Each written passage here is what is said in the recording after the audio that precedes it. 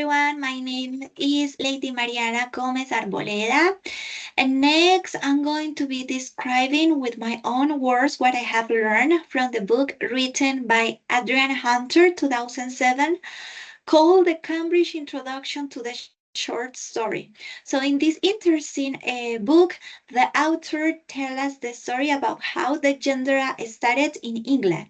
He mentioned that the short story or the short tale lasted a little bit more and became famous if you compare it with America and Russia, because American and Russia authors or writers, they started before and the genre was already popular when it started to be known in England.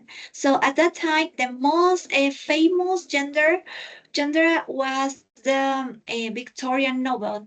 But in the 19th century, due to people were really busy, they didn't have enough time to read these long novels, and that's when the short tales started to be very popular, and the publishers and the editors also influence a lot in writers to create this kind of work.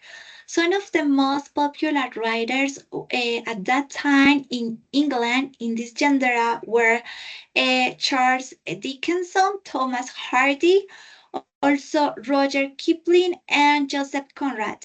They used to write especially about supernatural phenomena.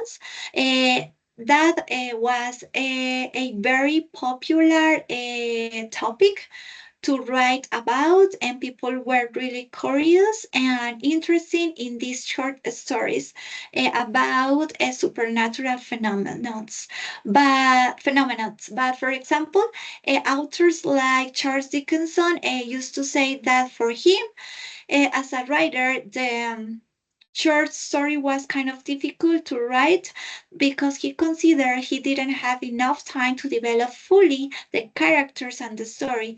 And he says that, in his opinion, the short story were more like an episode of a full novel. So, after many years in the 20th century, finally, the short story has its consolidation, and it has been one of the most popular and well sold genres in the market.